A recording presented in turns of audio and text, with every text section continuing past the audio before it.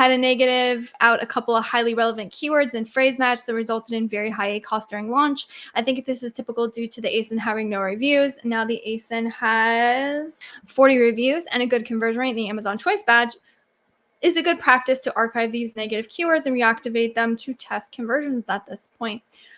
It's not a bad idea to test. The other option would be to, instead of if that original campaign is working very well, that is containing the negatives, you might just take out those searches and then test them in a new campaign.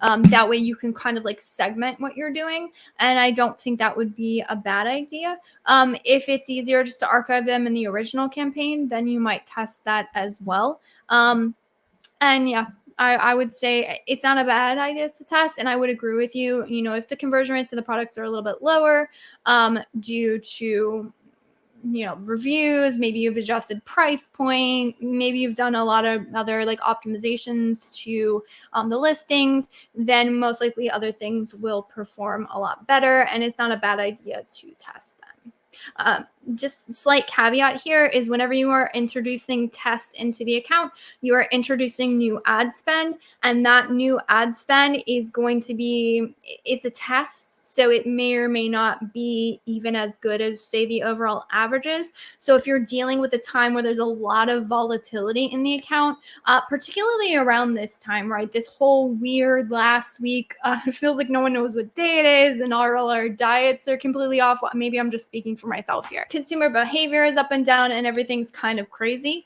Well, if I introduced a test right now, I'm introducing a lot more volatility and additional ad spend into the account. So I would kind of also wait to do those tests until things level off slightly.